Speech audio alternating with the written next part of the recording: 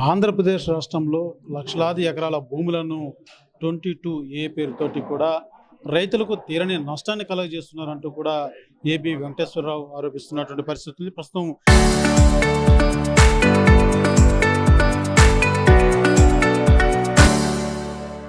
ఇదే అంశం మీద మనతో మాట్లాడడానికి ఏబి వెంకటేశ్వరరావు గారు ఉన్నారు.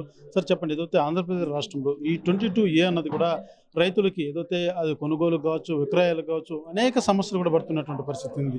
దీని మీద మీరు ఇవాళ మాట్లాడడం జరిగింది. అంటే ప్రధానంగా ఏ రకంగా దీని మీద పోరాటం చేయబోతున్నారు? 2013లో ఒకసారి, 17-18లో ఒకసారి పెద్ద ఎత్తున భూములు, స్థిరాస్తులు 22A పేరు మీద నిషిద్ధ జాబితాలోకి చేరినాయి. వాటిని 22Aలో చేర్చేటప్పుడు ప్రొసీజర్ ఫాలో కాల, ఎవరికి నోటీసులు ఇవ్వాల, అసలు ఎవరికి తెలీదు. నా భూమి 22Aలో ఉందన్న విషయం నేను రిజిస్టర్ ఆఫీస్కి వెళ్తే కానీ నాకు తెలీదు. ఎంఆర్ఓ ఆఫీస్లో తెలీదు, అడంగల్లో లేదు, పాస్బుక్లో రాయలేదు, నాకు అసలు ఇన్ఫర్మేషనే లేదు. కాబట్టి ఇవాళ గవర్నమెంటు వాటిని 22Aలోంచి తీసేస్తాము జెన్యూన్ కేసెస్ అని అన్నా కానీ, గవర్నమెంట్ చెప్పినా కానీ ఫీల్డ్లో, క్షేత్రస్థాయిలో అది ఇంప్లిమెంట్ అయ్యే పరిస్థితి లేదు. ఎందుకంటే ఇందులో విపరీతమైన అవినీతికి అలవాటు పడ్డారు. ఎంఆర్ఓలు కాడించి, ఎమ్మెల్యే ఆఫీసులు కాడించి ఎక్కడికక్కడ అలవాటు పడ్డారు. కాబట్టి ఫ్రీగా వచ్చే డబ్బుని వాళ్ళు వదులుకునే పరిస్థితిలో లేరు.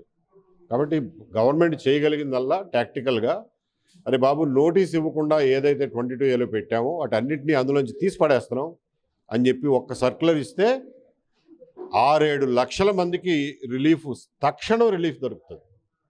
అందులో ఏదైనా గవర్నమెంట్ ల్యాండ్ మనకు చేతుల్లోంచి జారిపోయింది అని మీకు అనిపిస్తే ఫ్రెష్గా నోటీస్ ఇవ్వండి, తీసేసుకోండి. గవర్నమెంట్ ల్యాండ్ని కబ్జా చేసే వాళ్ళని సమర్థించడం కోసం మేము ప్రయత్నం చేయడంలా, జెన్యూన్ ప్రాపర్టీ హోల్డర్స్ ఎవరైతే ఉన్నారో వాళ్ళు ఈ దుర్మార్గానికి బలి కాకుండా ఉండాలని చెప్పి, అది కూడా ఒకళ్ళిద్దరైతే మేము పట్టించుకోకపోదు. దాదాపు 6-7 లక్షల మంది ఉన్నారు ఈ రాష్ట్రంలో. సో ఇది చాలా పెద్ద సామాజిక సమస్య కూర్చుంది. అంటే ఈ 22Aలో పెట్టినటువంటి భూములన్నీ కూడా అంటే ఒక ప్రొసీడింగ్స్ ఏదైతే వాళ్ళకు నోటీసులు ఇవ్వడం కానీ తెలియజేయడం లాంటిది కూడా జరగలేదనేసి కూడా మీరు తెలియజేస్తున్నారు. అంటే మీరు ఎంక్వైరీ చేసినటువంటి మీ సమాచారంలో ఎంతవరకు భూములు ఆ రకంగా చేసినటువంటి పరిస్థితి ఉంది? దాదాపు అన్నీ ఏవి కూడా నోటీసులు ఇవ్వకుండానే తీసుకున్నారు. మాకు తెలిసినంతలో నోటీస్ ఇచ్చి తీసుకున్న భూమి ఇప్పటి వరకు మాకు అంటబడలా. విఆర్ఓ రాస్తాడు, కలెక్టర్ సంతకం పెడతాడు, మధ్యలో ఎవ్వరూ చెక్ చేసేది ఉండదు, ఇది నిజమా కాదా అడిగేది ఉండదు, వాడిని అడిగేది ఉండదు. ఎరే బాబు నీ దగ్గర ఉన్న భూమి ప్రభుత్వ భూమి అంట కదా అని చెప్పి రైతులు ఎప్పుడైనా అడిగారా? అడిగే పనే లేదు. వాళ్లే రాసేసుకున్నారు, వాళ్లే నిషిద్ధ జాబితాలో పెట్టేశారు, రిజిస్టర్ ఆఫీస్కి ఇన్ఫామ్ చేసేసారు. రిజిస్టర్ ఆఫీసులోనేమో అది లిస్టు పెట్టుకుని కూర్చున్నారు. దాని మీద మనం అమ్ముకోవడానికి వెళ్ళినా, కొనుక్కోవడానికి వెళ్ళినా లేదు ఇది రిజిస్ట్రేషన్కి పనికిరాదు అంటున్నారు. అప్పుడు తెలుస్తుంది నాకు, ఒరే నా ల్యాండ్ ఇందులో పెట్టారు అని. ఇదేం కర్మండి అది. రాష్ట్ర వ్యాప్తంగా కూడా ఆస్తి హక్కుల కేంద్రాన్ని స్థాపిస్తామంటూ కూడా మీరు తెలియజేశారు. ఎవరైతే ఈ రకంగా సమస్యలు పడుతున్నారో వారంతా కూడా మిమ్మల్ని సంప్రదిస్తే మీరు సహాయం చేస్తున్నట్టు తెలుస్తుంది. అంటే ప్రధానంగా రాష్ట్ర వ్యాప్తంగా ఎలాంటి చర్య ఉండబోతుంది? అంటే మీరు గవర్నమెంట్కి ఒక డెడ్ లైన్ చెప్పడం కానీ, లేకపోతే ఎలాంటి హెచ్చరిక చేయబోతున్నారు? హెచ్చరికల డెడ్ లైన్లు కాదు ఇక్కడ సమస్య. 6-7 లక్షల మంది ఉన్నారు.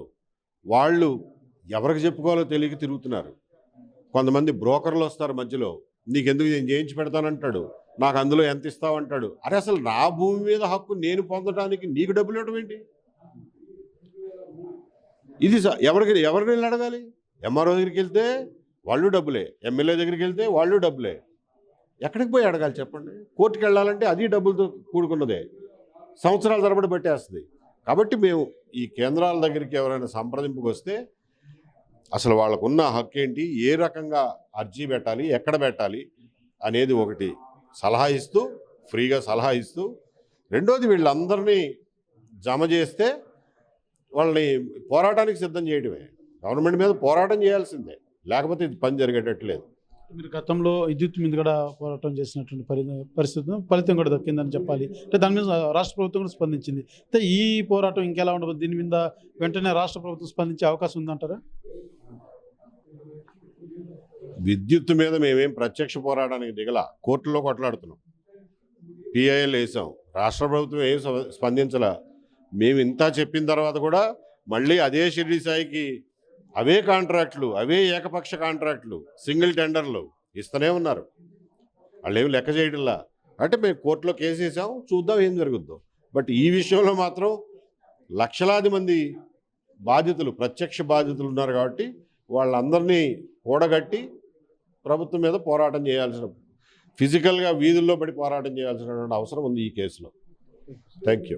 చూస్తున్న ఏదైతే ప్రధానంగా 22A సంబంధించి భూములను ఆ యొక్క దీంతో పెట్టినటువంటి నిబంధన వాటిని అన్నింటినీ కూడా రాష్ట్ర ప్రభుత్వం విడుదల చేయలేదంటే మాత్రం ఇప్పటికే లక్షలాది మంది రైతులంతా కూడా ఈ యొక్క 22A అనేది కూడా వాళ్ళ పెను భారంగా, వాళ్ళకు ఒక శాపంగా మారినటువంటి పరిస్థితి ఉంది. అయితే రాష్ట్ర ప్రభుత్వం మీద ఇదే అంశం మీద ఖచ్చితంగా మేము పోరాటం కూడా చేస్తామంటూ కూడా ఏబి వెంకటేశ్వరరావు అయితే తెలియజేస్తున్నటువంటి పరిస్థితి ఉంది. అదే రకంగా ఆస్తి హక్కు కేంద్రం ప్రతి జిల్లాలో కూడా ఏర్పాటు చేస్తాం. రాష్ట్ర వ్యాప్తంగా కూడా ఎవరైతే బాధితులు ఉన్నారో వాళ్ళంతా కూడా కూడగట్టుకొని ఒక పోరాటం అయితే మేము సిద్ధం అవుతామంటూ కూడా ఏబి వెంకటేశ్వరరావు తెలియజేస్తున్నటువంటి పరిస్థితి.